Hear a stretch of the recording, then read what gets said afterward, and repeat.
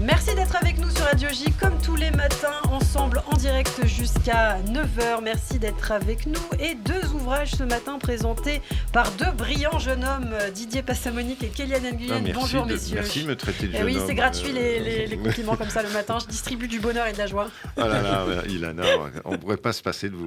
Alors Kélian, on va commencer par vous. Et aujourd'hui, c'est le dernier tome du phénomène Mortel Adèle que vous nous présentez. Oui, phénomène, c'est le mot, puisqu'il faut bien remettre dans le contexte. Mortel Adèle, c'est plus de 13 millions d'albums vendus, des romans, des spectacles, des produits dérivés en tout genre. Il manque presque que la série télévisée. Ouais. Mais bon... Mais ça ne saurait tarder. Ça ne saurait tarder, c'est en développement. Donc vraiment, c'est un phénomène qui est même longtemps passé à travers le monde de la BD, puisque même Actua BD ne la considérait pas à sa juste valeur. Mais il y a eu une jusqu'à ces derniers temps, quand même. Jusqu'à ces derniers temps, oui, évidemment. Ouais. Et jusqu'à vraiment le déclencheur, c'était l'exposition au Festival d'Angoulême, qui l'a vraiment remis au centre du monde de la BD qu'elle mérite, quoi. Et donc, c'est vrai que ce tsunami arrive en librairie avec ce tome 19. Alors, Mortel Adèle, c'est la star dans les cours de récréation, en fait. Si vous ne l'avez pas calculé, c'est vos petites têtes blondes, elle la calcule. Le front, ok. Vraiment... c'est cette petite rouquine au tempérament très marqué, avec cette ligne de front caractéristique qui la rend un peu méchante. Et dans cet album, la recette est toujours là et elle fonctionne toujours.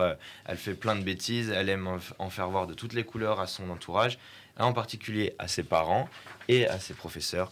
Donc c'est vraiment... Mais on parle aussi d'autres choses, on parle aussi d'écologie, on parle aussi des gestes barrières, puisqu'il faut bien vivre avec son temps. Quand il n'y en a plus, il y en a encore, en fait. Et oui, puisque avec cet album, il y a aussi un album de CD, un CD qui arrive pour les fêtes, qui s'appelle 365 jours pour être sage, pardon.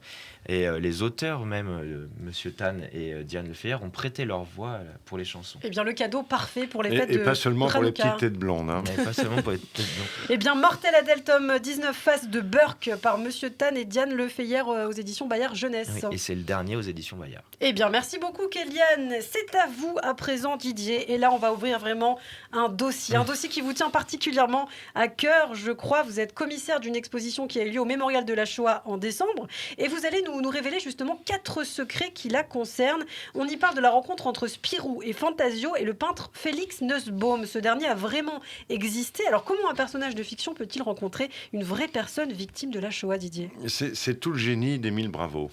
Il a posé son Spirou à un moment qui est celui de l'occupation de la Belgique pendant la guerre. Le Groom a 16 ans. Bravo est amené, puisque c'est l'occupation, à parler de la Shoah. Mais comment on va faire ? On va quand même pas envoyer à Auschwitz Spirou à Auschwitz. Déjà, il perdrait son costume. Et donc... en faisant son scénario, Émile Bravo découvre dans un livre jeunesse l'existence du peintre Félix Nussbaum et de son tableau Le Triomphe de la mort, qui est le dernier qu'il a conçu et qui est une espèce de résumé de la Shoah, qui est un peu à la Shoah ce que Guernica est à la guerre d'Espagne. Et donc Félix est un peintre juif allemand installé en Belgique et sa femme Felka, également artiste. Ils ont fui l'Allemagne nazie, ils se cachent clandestinement, et puis donc Spirou les rencontre, l'amitié s'installe entre eux, et ça permet de voir à quel point il y a une discrimination des Juifs qui sont obligés de porter l'étoile jaune, de se cacher, et que quelque part ils vont être tous déportés à l'Est et on ne sait pas très bien où. Mais ce qui est fou, du coup, c'est que Félix Nussbaum et Felka Platek ont réellement existé. Ça, c'est assez délicat à mettre en image.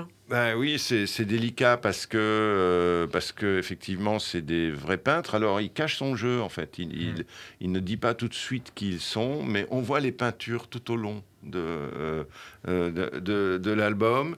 Et oui, et c'est assez terrible parce qu'en fait, justement, ils sont dénoncés au début de 1944. Ils vont être déportés en juillet. Ils vont finir leur jour à Auschwitz en juillet 44.